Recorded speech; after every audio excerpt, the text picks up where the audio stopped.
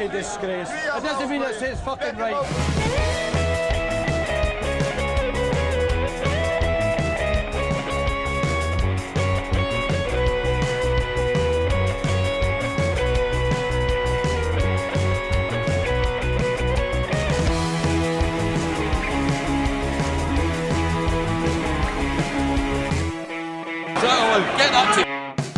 Right, so it's been a couple of weeks since we last did a podcast, and there's absolutely hunters to talk about this week. So any of the two of you could pick anywhere you want to start. The Scottish Professional Football League is on fire. Nobody knows how to put it out. Folk are having parties. Folk are going on holiday. I mean, how long is it before we just start blaming Hearts? We'll see when Ben does take us to Europe. We might see our old pal over there, wee Bolly. We start with him. We kick off with him. He's all the rage, isn't he? He's all the news. Aye. We might as well kick him when he's down like everybody else. Everybody else is 2 foot in this guy, so let's do it. I'm happy with him. I'm happy to. So this is of course the news, isn't it? That Celtic left back Bolingoli went on a wee trip to Spain for a night before the Kilmarnock game. Clear breach of obviously the regulations put in place to halt the spread of COVID within at least the Scottish game. Players have been asked to abide to their own separate rules, and as we've found out, fucking barely any of them seem to be. That's what it feels like anyway. It's like every day it's another fucking kicking the balls for the game, man. Aye, it's house parties, pubs, or holidays, man. It's like the three things you shouldn't be doing as a professional football player. Ben, what's your take on it?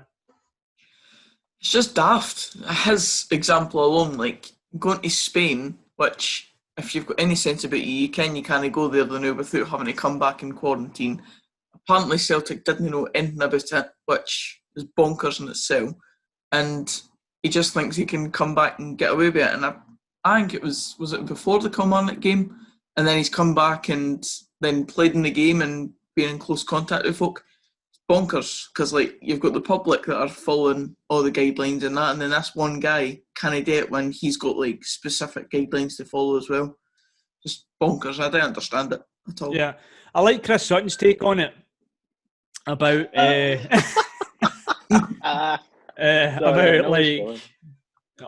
like knowingly went to Spain. Like what? Like. Why did you think those thoughts, Chris? And why did you form them in a tweet? I mean, it's happened. I mean, to be fair, it's happened to me quite a few times. I went out for a pint of milk and, ended up in Lisbon. Yeah, you end up at the cost of it. Happens.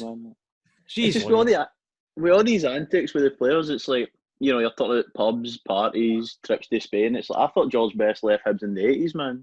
But honestly, like, Scottish football's got more characters than I thought it did.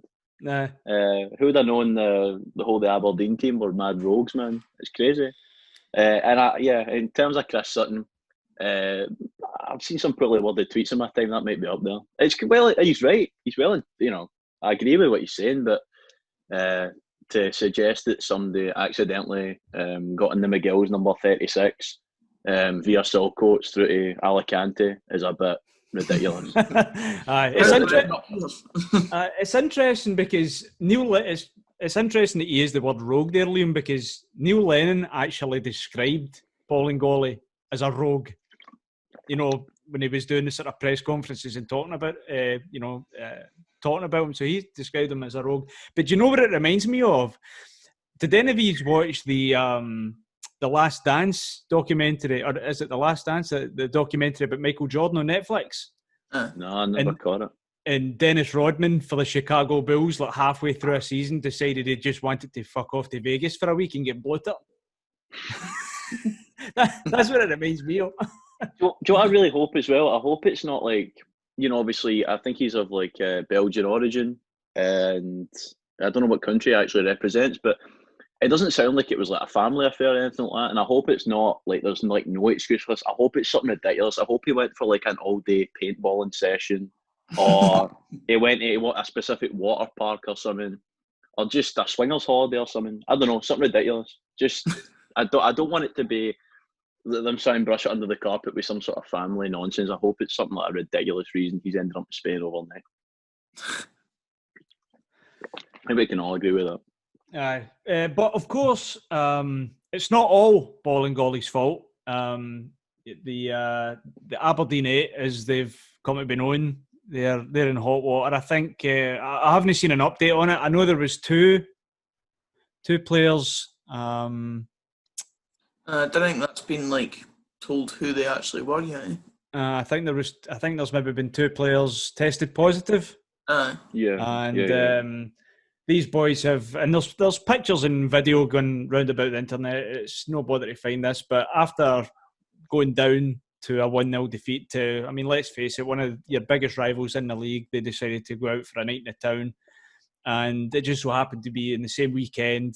All these images were, coming out of all these pubs in Aberdeen being absolutely stowed.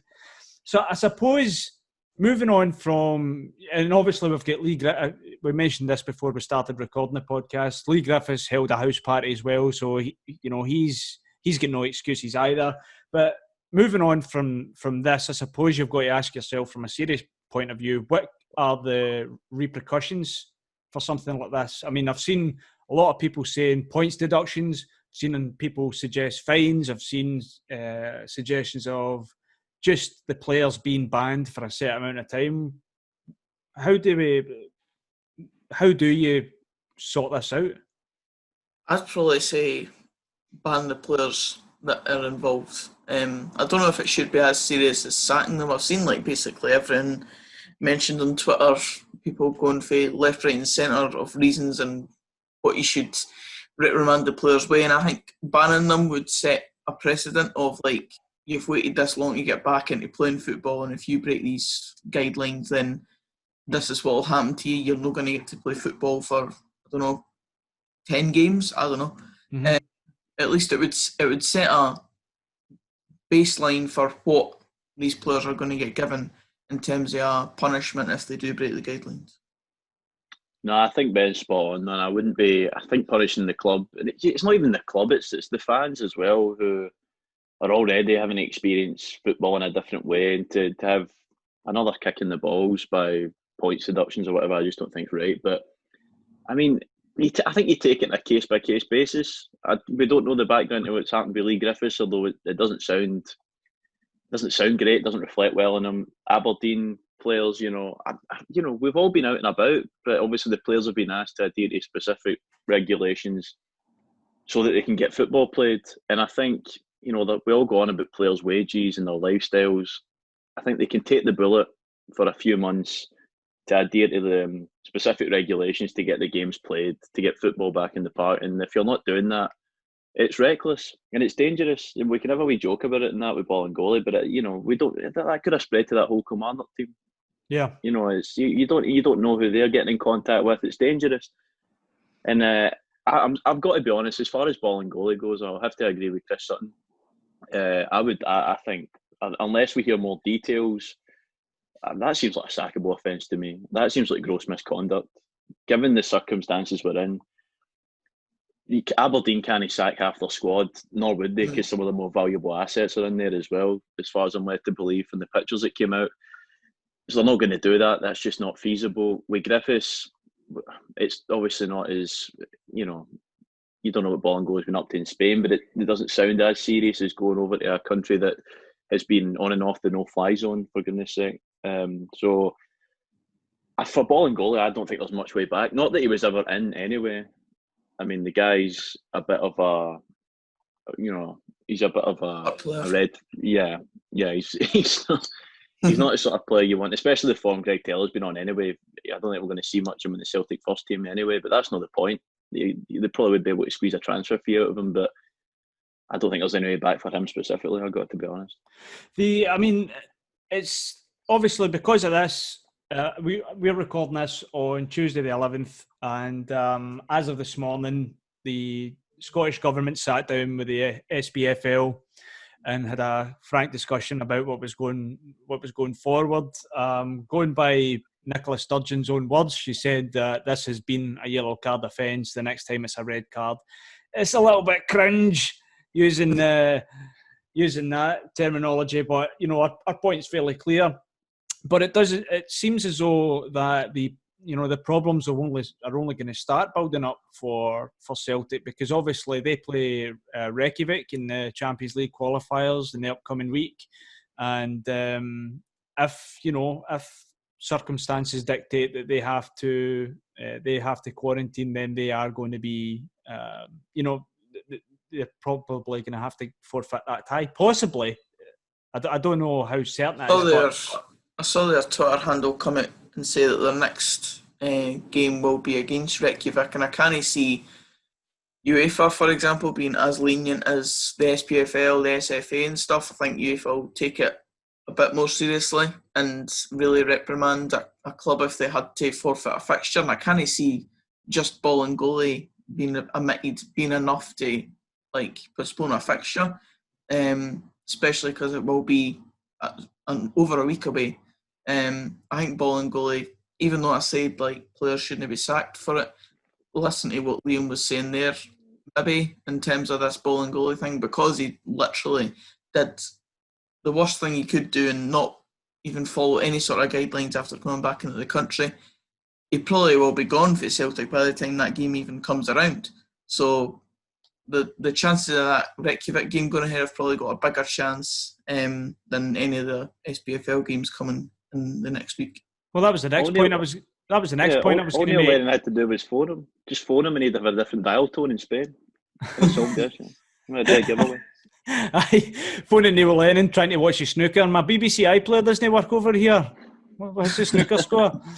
But that was the next point I was going to make. I mean, obviously, Celtic, the game with St Mirren tomorrow night, that's cancelled, and their game with Aberdeen at the weekend is cancelled as well. So what I was going to ask you guys is, and I know I'm putting on my Talk Sport / Sports Sound hat on here, but come Sunday, Celtic could potentially fall 8 points behind, the leaders Hibs, and but I'd never get a mention. Does that become a sort of psychological problem even at this stage in the season, when going forward, there's talk of a second wave of this coming during the winter time? Everything can still be up in the air. How big of a deal is that going to be, Celtic losing 2 fixtures this early? I don't know if it will actually affect them that much. I've got too much confidence in Celtic just going on and winning the league now, because they've done it so consistently for a number of years. I know that squad won't really be that much affected by it because they've been there and done it. Obviously, it's no ideal. They're going to have to deal with not playing those games and then having the fixture backlog that wasn't exactly wanted by anybody, because the fixtures were already crammed together quite heavily. But in terms of the games being cancelled, they'll just have to put up with it now, because that just is how it is. And I assume that they'll pick up the points once they come back anyway, because they're still the best team in the country and they've still got the squad. And as I've said before, Bolingoli is barely a part of it, so it's not going to be that much of an issue. They'll still have all the quality players that they had prior to it.